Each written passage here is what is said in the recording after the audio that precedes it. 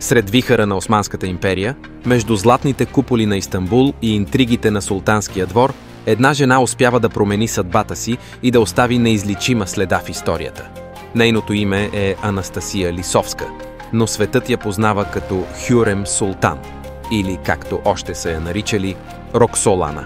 Родена в малкото градче Рогатин, в земите на тогавашна Полша, тя израства като дъщеря на православен свещеник. Животът ѝ е скромен, но съдбата има други планове.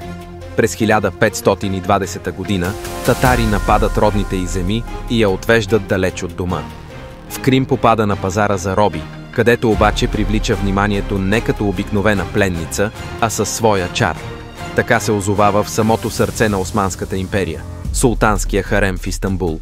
Там бързо изпъква със своята красота, интелект и находчивост, привличайки вниманието на самия султан. Сюлейман великолепния я преименува на Хюрем – веселата, защото тя не прилича на никоя друга.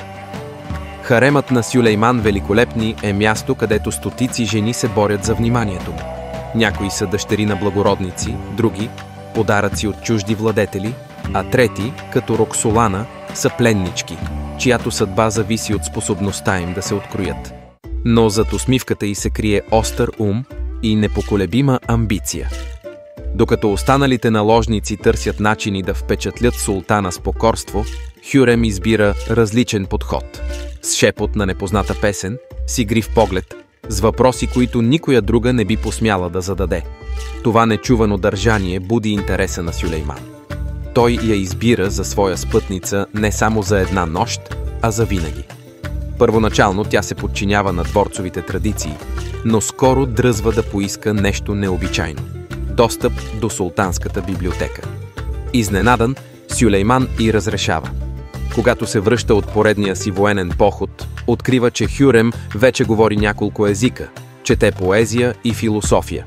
Тя се превърнала не просто в любовница, а в негов довереник, в жена, с която той можел да говори за изкуство, политика, дори за управлението на империята. Сюлейман я обожавал. В Османската империя съществува строго правило. Султанът не се жени за наложниците си. Но любовта на Сюлейман е толкова силна, че той нарушава тази традиция. За първи път в историята на Османската империя, султан сключва официален брак с жена от харема. Това предизвикало шок сред елита на двореца. Роксолана не само печели сърцето на Сюлейман, но и огромно влияние в империята. Тя получава титлата Хасеки султан, която й дава безпрецедентна власт. През 1534 година става главен политически съветник на Сюлейман и придобива правото да присъства на заседанията на дивана, да приема посланици и да води дипломатическа кореспонденция. Освен това се ангажира с благотворителност, финансирайки строежа на болници, училища и кухни за бедните в Мека, Йерусалим и Истанбул. Роксолана става майка на 5 от децата на султана. В дворцовата атмосфера, пропита с интриги, тя доказва, че владее играта по-добре от всеки друг. Най-големият й съперник е първата жена на султана, Махидевран, както и първородният му син Мустафа, който има най-големите шансове да наследи трона. Хюрем разбира, че за да защити себе си и децата си, трябва да действа първа. Всъщност, от 5 им деца оцелява само Салим, и тя прави всичко възможно той да се възкачи на престола. Но с властта идват и враговете. Първата изстъпка е елиминирането на великия везир Ибрахим Паша, най-близкия приятел на Сюлейман, като го обвинява в заговор. Следващата й мишена е Мустафа.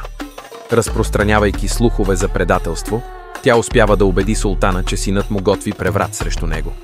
В резултат на това, Мустафа е екзекутиран, предизвиквайки огромно възмущение в империята. В крайна сметка, Хюрем постига най-голямата си цел.